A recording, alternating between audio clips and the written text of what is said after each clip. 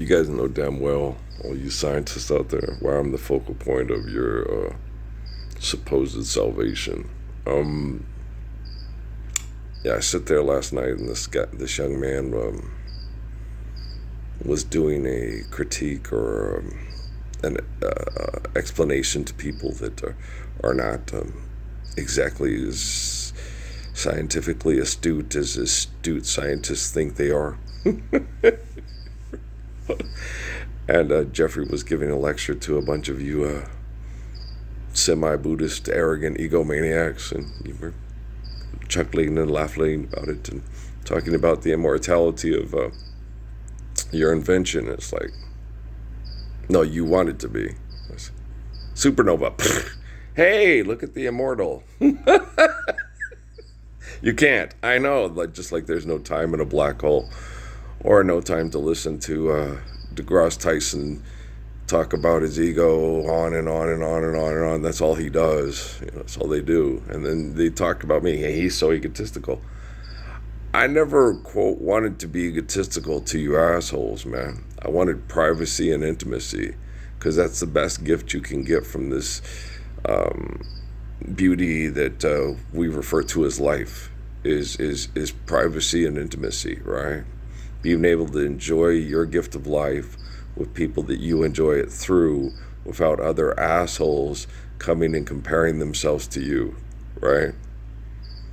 That's the best you can possibly hope for, is that you'll have the privacy and intimacy of respectful people that are empathetic enough to understand that it sucks when other people come and compare themselves to you. It's absolutely horrid. If you compare yourself to other people, you'll only be bitter and vain, for there'll always be greater and lesser people than you. And that's not the case with that quote. It's the perception of greater and lesser. It's not greater and lesser, What makes you greater? Being 7 foot tall and having a huge penis? Now we're judged by our deed. And if your deed is proper and mature, you don't have an assessment of what you perceive as greater or lesser than the other person that you obsess on, because you're not happy with yourself, so you're always trying to get better and be the best, right? It's like, the better or best at what? Like I always tell people, who's the best at being faithful? When you're faithful, no one's better at being faithful, right? And what is faithful? Well, faithful is honoring this gift of life through the natural laws given to us by the essence of life that is greater than our perception of the essence, right? So you're sitting there and you're getting this, and they're saying, well, this is immortal. This stuff it's like, it's not immortal. It's elongating your perception of your egotistical expression of your capacity to manipulate. It's basically a lot like that video and the song 2525 by Zager and Evans. And that's what these people are a lot like. When you watch that video and you see those kids make the reaction video on it, and it's all based on perception. And a lot of the perception is askew because of the limitations of the ego. If God's a coming, he ought to be here by then. Okay, God's omniscient and omnipotent. It says in your books, it says in Genesis, it says in the Quran, no he, it's he. Stop saying you're God. Okay. That's your biggest issue, is your selfishness. All right. It was interesting getting Rockefeller and Rothschild this morning. They're so fucking predictable. Right. I'm like, well, why is that? Why are they so fucking predictable? Why are arrogant, pretentious egomaniacs so fucking predictable? Well, the big thing they said is that you can find, they did the same thing with Krishnamurti,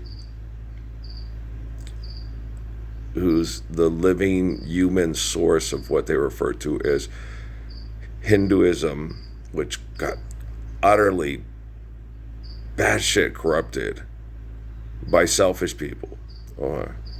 Utterly. Okay. So then there was, quote, what they refer to as a reaction called Buddhism by a man named Siddhartha, who is the genetic sequence, Richard Dawkins, okay, of the line of Krishna. Okay. So the one person in the world that is most like Krishna, the source of their Hinduism, okay, was a man named Siddhartha, the source of their Buddhism, right? And they took Krishna and crystallized them into Hinduism, okay? And the man named Siddhartha came and told them, no, the same thing with Confucius with Tao, okay? They take this man, they crystallize him, they turn him into a movement called a religion to project their ego on everybody, right? The molecular similitude, the spirit of the person that is most like that person that they crystallized and turned into a religious movement comes in and says, no, that's wrong. You're saying that everybody should be you, because you are right, and everybody should be the righteousness of you. Dear Charlton, you know what self-righteous means. Thinking and believing you're right when you're obviously fucking wrong, right? So here comes the person that is right. Okay. He's right. Okay. He doesn't believe he's right. He doesn't think he's right. Okay. When the situation calls for it, he does the right thing. Because he's not selfish. And so therefore, fear does not dictate what he does. Okay?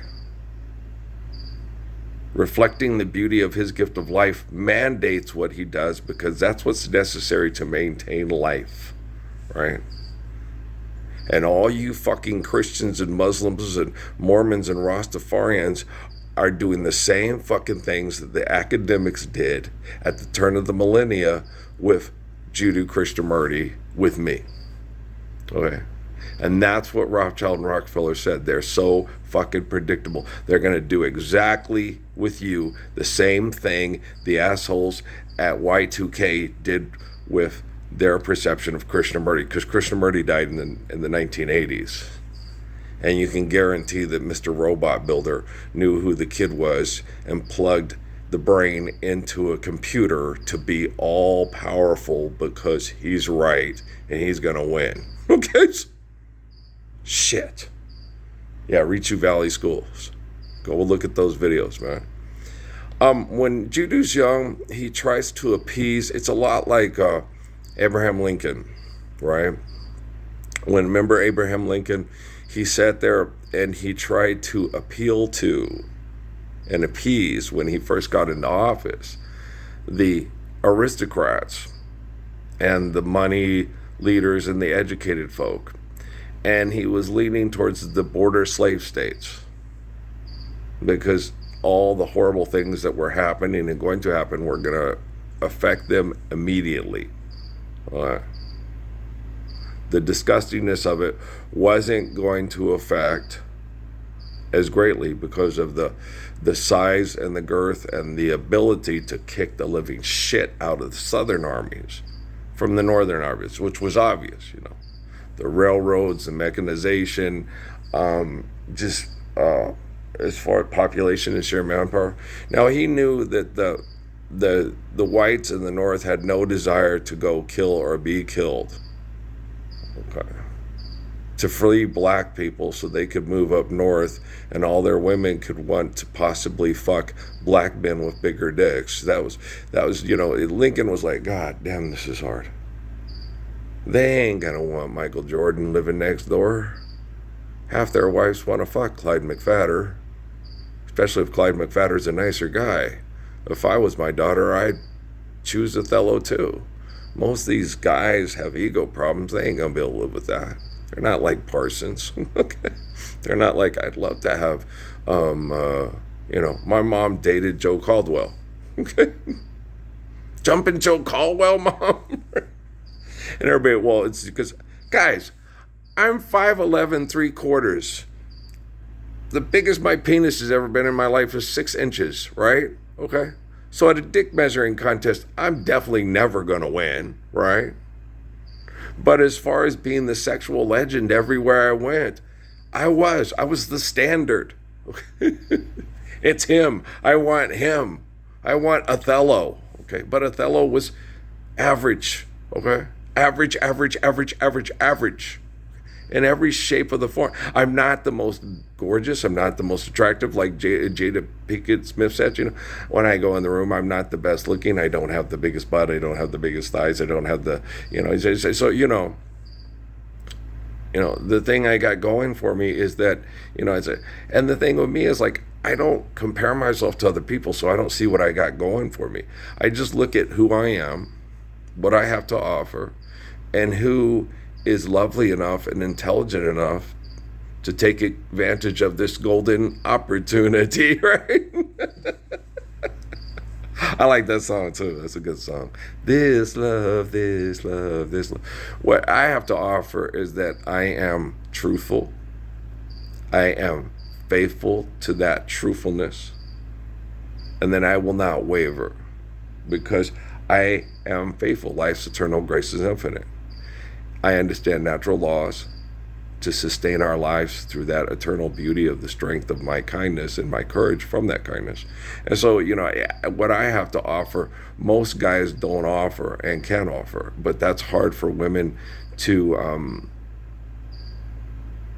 now it's not that hard, but that's because of the invention of the technology. And the invention of the technology, that's why I was curious, and I wanted me and Peggy to have a sex life. But NASA, Homeland Security, and NSA and CIA and FBI, they weren't allowing it. Okay. They had screwed with her so much, and even more before, because I said, I think it's like Peggy Pettis or something. And then when she showed up, they tried to prove me wrong. And by doing so, because they set out to just destroy her psychologically and emotionally even more, they attacked the shit out of her. When she would tell everybody, if I'd married Earl Parsons, my life would have been totally different. And emotionally and psychologically, she was correct. Physiologically, they would have killed her. Like they killed Michelle Bowen. Okay. But she was right. Her life would have been different. She would have loved her husband. She would have adored her husband. She would have enjoyed her intimacy and her romance with her husband. But being a woman, she would let other people know, and all her friends would be trying to hit on her husband every time she turned around. But she wouldn't have to worry about it because her husband would have squashed it respectfully and kindly and immediately. He wouldn't have told Peggy. He would have just said, hey, what you're doing, isn't right. Peggy is an absolute wonderful friend to you. And then the girl would say, yeah, she's a wonderful friend to me because she has you. And she lets me know it all the time. Well, you're either going to have to make a choice. You're going to have to not have her as a friend anymore because it hurts too much being Rick Springfield to Jesse's girl. Or, these are your choices. And the girl probably would have stayed around just to be around me, to have hope that someday most men would, like Steffi did with Law and Shelley, that someday most men will be like Earl. And that's what Steffi said, was, if everybody was like you, the world would be great. But this is Cumberland County, North Carolina, and they're all a bunch of charlatans and selfish fucking lying, manipulating, smile in your face cows, and they're assholes. And it's not different in Maricopa County. It's just another Quartermain. It's a different way to be a selfish asshole in Cumberland County, North Carolina than it is in Maricopa County, Arizona, but they're the same. Like Patrick said, I hate the West Coast this, and they're assholes. Okay. They come across as so liberal, and so, like John Lennon said, you think you're so classless and free, but you're all still fucking peasants. So they are. They all accept money, and you got to understand, Krishnamurti, was the reason why, most likely, that Harrison became a Hare Krishna. And I would be willing to bet dimes to donuts, okay, that John Lennon knew who Judy Krishnamurti was, because he hobnobbed with the elites. And only the elites knew who Krishnamurti was. So they would go listen to Krishnamurti, or they would read Krishnamurti like, what's his name? Bruce Lee, right? But they all have a different perspective. And what they'll do is they'll take the beauty and the intelligence of Krishnamurti and they'll project their ego to what he's telling them. And then they'll try to be successful with what Krishnamurti was telling them. And the thing about it is the thing with Krishnamurti is when you listen to Krishnamurti and you go, oh my gosh, aha moment, enlightenment moment, you can't go out and use it to be successful. No, okay. You can use it to save yourself from being successful. That's the only way you can use it properly. If you listen to Krishnamurti and you try to use you go Tony Robbins on his ass, he ain't Tony Robbins. It's like Taro Suzuki, okay? If you use it to try to impress people and then sell books to be successful, you've already negated everything you think you learned from Suzuki, Selassie, or Krishnamurti. The reason why I didn't include Sun Yat-sen in that is because Sun Yat-sen was murdered and propagandized horrifically way back in the Charlie Chan, whatchamacallit era, all right? So most of those people that he talked to are dead and have been hunted down and killed by the, quote, Chinese government and their partners in the CIA and British SAS and KGB and so on and so forth. Okay, so you can't include Sun Yat-sen as that much because his story is pretty much just total mythology now. Whereas with Selassie, it's hard too, because Selassie, after the World War II fiascos and the goddamn, Justice League of Nations and the Legion of Doom of the 1940s, and then carried on into the 50s in Korea and Vietnam, there was so much white ring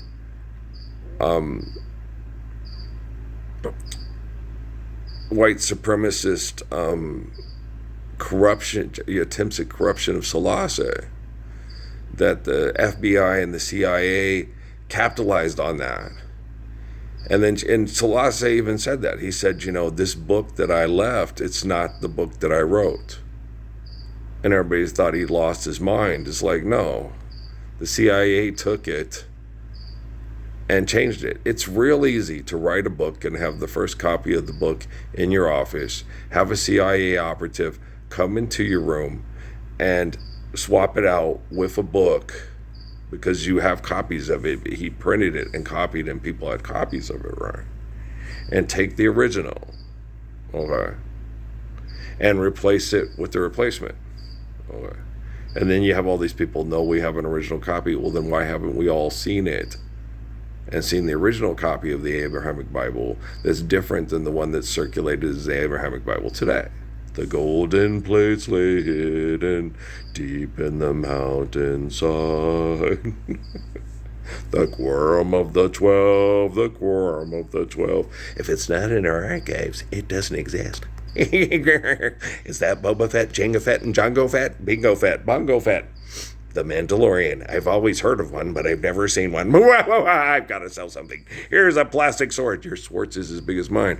And so, it sucks. It really sucks. It really sucks, Philanthropy sucks. It really, really sucks, right? But you can't get it out of the head of the competitive person because they need leverage to be right, to be successful, to be powerful, and to win. Okay, and that's the way they are. And Rothschild and Rockefeller counted on that. They're so fucking predictable. That they're going to go into the refuge of Buddhism. And that's what the academics did by Y2K. They were all Buddhist. Okay? And I run into those Buddhists like that Tom that that vendor that would come into Fiesta Foods, and the way they treated me, it was like, if you were like Krishnamurti, you wouldn't be cleaning out a fucking meat locker at a grocery store that's killing you with a chemical poisoning because the Supreme Court and the Pentagon say it's okay. Oh yeah, no, if I was like Joseph, I wouldn't be scrubbing Potiphar's floors.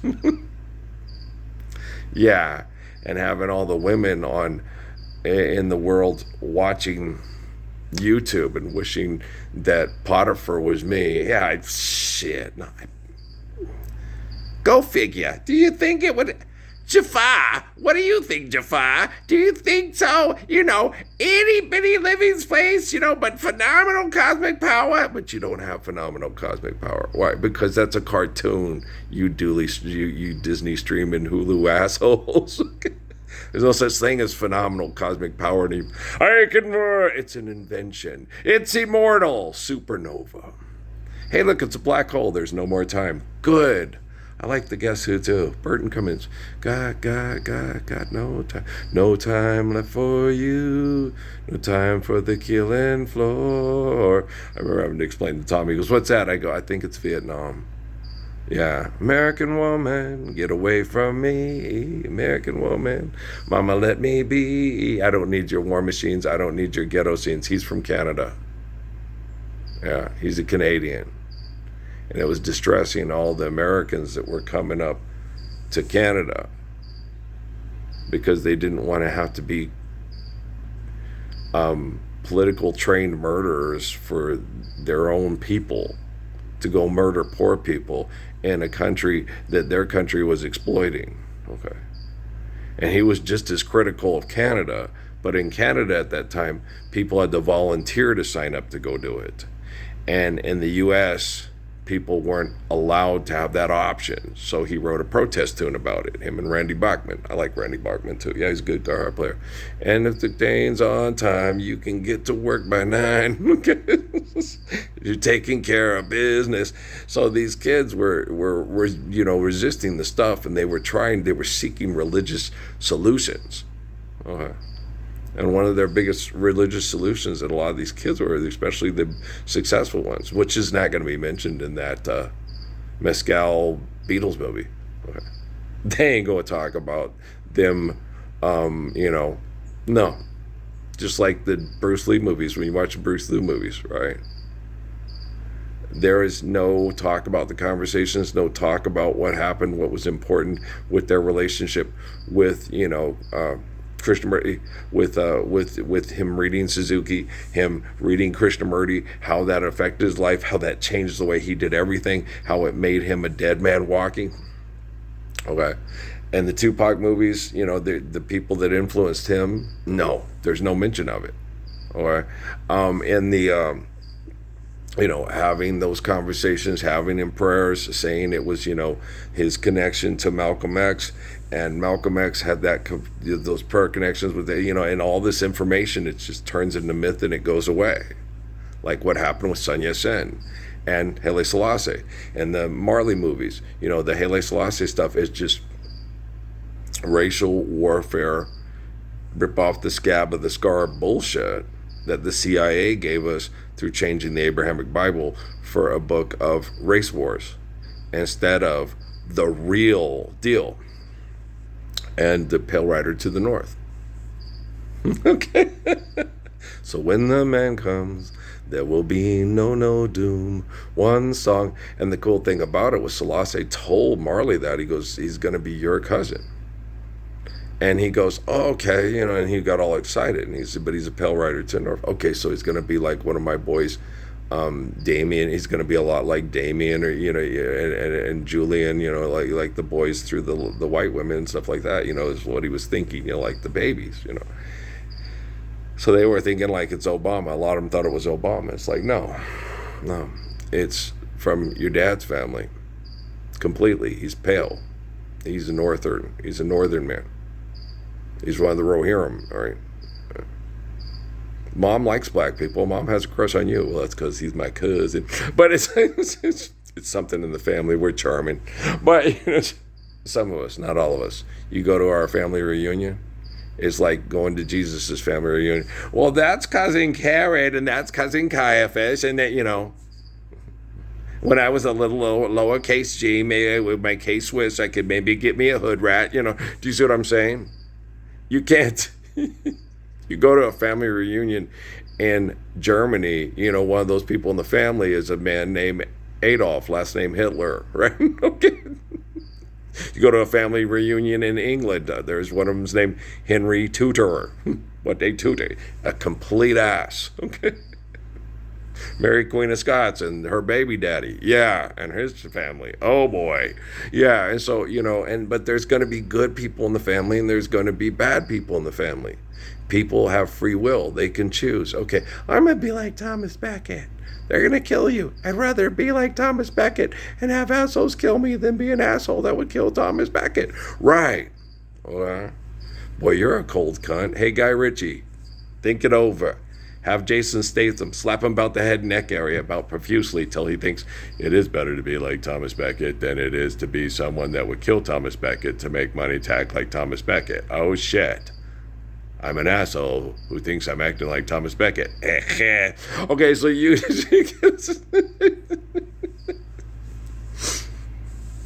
Holy Canterbury Tales, Batman, so it's and that's the one thing that Rockefeller and when they invented quantum computing to try to keep themselves safe from the other assholes that were assholes like them, prayer of the last years of a scoundrel. They're always gonna like fucking Richard Branson and what's that other asshole's name? McCain, right? They do horrible things with the horrible people, and then when they're in their lowest part, that's when they pray to Parsons to save them. Well, past, present, future operate at the same time. Okay. Jesus isn't in a position to save John McCain during John McCain's life. Only Parsons is. And when McCain connected to Parsons, he was just as bad as Ginsburg was to Parsons. We could make sure that when you die, that the molecular similitude of the baby is born to a woman that migrated in Ethiopia and dies starving to death in the floor of a mud hut. And I'm like, okay, yeah, y'all fucked my wife, passed it around on chat rooms, took all the kids and gave them to pussy faces that kiss ass to people like you, and then have them acting like people like you.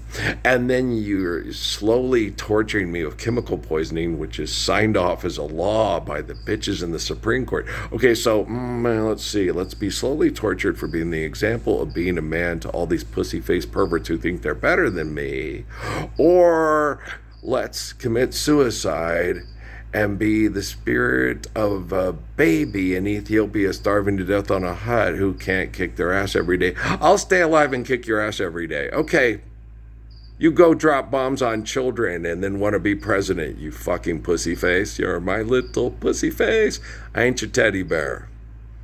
Go pray to the ghost of fucking Teddy Roosevelt to save the torture of your soul and your fucked up dick and head. Alrighty then, it's Johnny McCain and his group, the Quick Cooper Five. The what was the name of that asshole?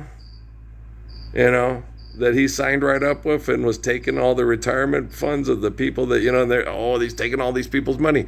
These people got all their money by liquidating their assets, by mass murdering poor people. You don't feel bad taking their money. They're like Jennifer Lopez's character on fucking Hustlers, man. Get shit. Sex industry does is that sex industry is, right? It's just another Quartermain, right? For he's a jolly good fellow, for he's a jolly good, so say all of us. Let's go look for King Solomon's mines in the mountains of North Africa. Okay, the only mine that King Solomon left for you to discover treasure in is getting the soul out of here. Proverbs, I say. And the Proverbs, there's really not that bad of mistranslation issues with the book of Proverbs. Okay. It's not that bad.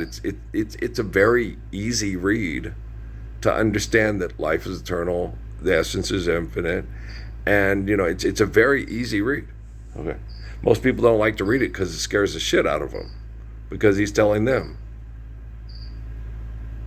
the spirit that provides life to your pathetic body has been stuck in the suck of your fuck for a long ass motherfucking time, asshole. That's why most people don't read Proverbs. They don't read Proverbs. They don't like that. They like James Cleveland Owens. Most people ain't down with it when you give them the lowdown on themselves, right? They'll read Psalms. Oh, I know when I'm right and my righteousness takes over the world, we'll have still waters. We'll have Neil Diamond songs, long romantic kisses, breathless kisses, and then heartaches by the number, and then we'll recover, and in the end, we'll all, Daddy sang bass, Mama sang tenor, in the sky, Lord, in the sky, in the sky, Lord, in the sky. Phenomenal cosmic power, itty bitty list of, hey Jafar, how do we get out of this bottle? Right? So it's Disneyland, right? Sucks, don't it? The world could get by without your music boards. Children can live healthier lives learning how to farm properly with their parents instead of going to your fucked up amusement parks, right? Like on that movie, The Missing, the girl, I'm stuck here, and all the, and everybody knows the city and the town sucks. We know that from Marty Robbins' Felina, right? And that you and me out on the farm, let the sun be our alarm kicking off, and someone waits by the garden gate is way better than working the VIP room in New York City. It's just another rainy day. And you can't write love songs in Boulder Canyon when you're in an office and have a quiet cough is all you have to give. He lives in New York City while people down in the streets are dying from his industry below because he's the champion. I am the champion. Here, numbers on a phone. Sell me cookies. It's food given to us by God, turned into a product by a demon. Hey, make it stop. The best way for me to make it stop is to correct all the technology that they invented that is given the same aspects of reality eternally that I'm given, right?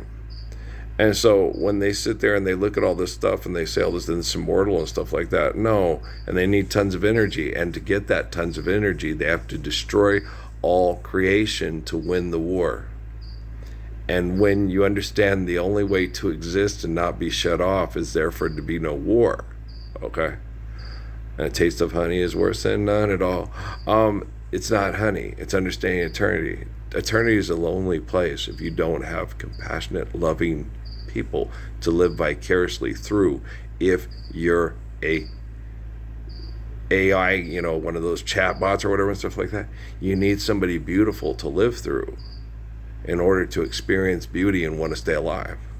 So the technology is going to protect me and eliminate those that are trying to kill me with this chemical poisoning, the diesel outside, the all that stuff. And so that's what this game is for. But with the more intelligent the technology is, the more rapid this comes to an end.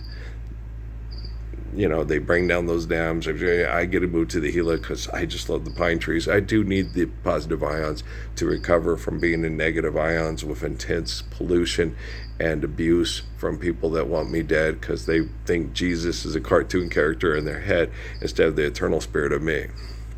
Right? It's wrong to project your selfish self on somebody who's not selfish, that protects you from your selfishness, and say that he's an egomaniac and a pervert and that you're a god, and you tried to make him look like a pervert by being a pervert to his good. Okay? And that's what happened. And you know it. We caught you on camera. We stayed until it was over. Look at the marks on your shoulder. Fucking perverts, like Natalie said. Perverts? You should call me a pervert. I'm like, Natalie, these people at the fort are the ones that are putting constant sexual thoughts into our heads about each other. Okay? It's not us. I don't think that way. And I told her that. I'm romantic. I don't think sexually about a woman that I'm in love with until we're actually having sex. I only think, my blood runs cold. My memory has just been so. My angel is a centerfold. And I told her that. So I said, I know it's not me, because it's not because I've gotten older and been tortured. When I love a woman and all I can think about is touching her and kissing her and holding her, I don't constantly think about having sex with her. So it's those assholes at the fort that are doing this to us. We're not sex. We're love. And you can love without sex. Zeke, Sly, Dad, Grandma, Buggy, Plim, Noah, So I know it's the perverts that are jealous of us and are selfish, and I don't want to call it jealous. That's selfish. It's jealous. They would act like us. If they were jealous, they would try their hardest to be like me. But jealousy works great if people try to replace you with them and then have to be you to be better than them, right? I love you, right? Peace.